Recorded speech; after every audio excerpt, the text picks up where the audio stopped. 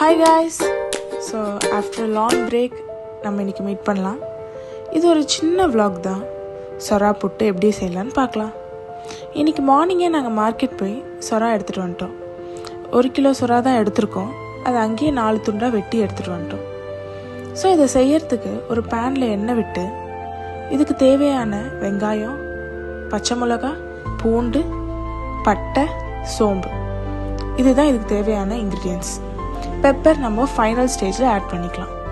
இதை ஃபஸ்ட்டு நல்லா வதக்க ஸ்டார்ட் பண்ணுங்கள். வெங்காயம் வதங்கிறதுக்கு கொஞ்சம் டைம் எடுக்கும்.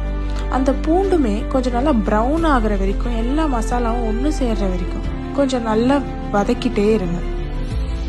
இது கொஞ்சம் டயரிங் ப்ராசஸ் தான், பட் டேஸ்ட் நல்லாயிருக்கும். சொராவை ஆல்ரெடி வேக வச்சு எடுத்துக்கோங்க. அதோட தோலை நல்லா க்ளீன் பண்ணிவிட்டு நல்லா உதுத்து ரெடி பண்ணிக்கோங்க. இந்த வெங்காயம், பூண்டு, இந்த மசாலாஸ் எல்லாமே ஒன்று சேரும்போது அந்த சொராவை, வேக வச்ச அந்த சொராவை நீங்கள் இதில் ஆட் பண்ணிக்கோங்க. இப்போ இந்த ஸ்டேஜில் கொஞ்சம் கொஞ்சமாக எண்ணெய் விட்டு அதை நல்லா வதக்க ஸ்டார்ட் பண்ணுங்கள். ஸ்டார்டிங்கில் கொஞ்சம் ஸ்லோ ஃப்ளேமில் வச்சே பண்ணுங்கள், ஏன்னா அடி பிடிக்க சான்ஸ் இருக்குது. நான் ஆல்ரெடி சொன்ன மாதிரி இந்த சொரா புட்டுக்கு பச்சை மிளகாவும் பெப்பரும் மட்டும்தான் காரம். சொரா புட்டு எப்போவுமே கொஞ்சம் நல்லா செவந்து வந்தால் தான் டேஸ்ட் நல்லாயிருக்கும். நான் ஆல்ரெடி சொன்ன மாதிரி கொஞ்சம் டைம் எடுக்க தான் செய்யும், ஆனால் பொறுமையாக செஞ்சால் இதோட டேஸ்ட் ரொம்பவே நல்லாயிருக்கும். இதை வதக்க ஸ்டார்ட் பண்ணும்போது அதோட கலர் லைட்டாக ப்ரௌனாக டேர்ன் ஆகிறத நீங்கள் பார்க்கலாம். நான் ஆல்ரெடி சொன்ன மாதிரி அடி பிடிக்க தான் செய்யும், ஆனால் அதுதான் இந்த சொரா புட்டுக்கு டேஸ்ட்டே தரும். ஸோ ஸ்லோ ஃப்ளேமில் வச்சு கொஞ்சம் கொஞ்சமாக அது அடி பிடிக்கும் போது, அது செவந்து வரும்போது நல்லா கிளறி விட்டுக்கிட்டே இருங்க.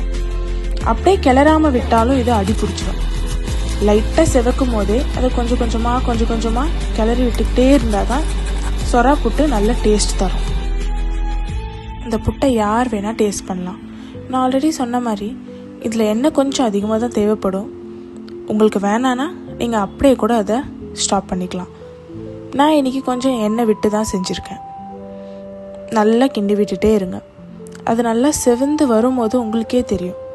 டேஸ்ட் பண்ணிவிட்டு தேவையான பெப்பரும் உப்பும் ஆட் பண்ணி நீங்கள் இறக்கிடலாம். சொரா புட்டு ரெடி. இன்னொரு சூப்பரான வீடியோவில் உங்களை மீட் பண்ணுறோம். பாய்.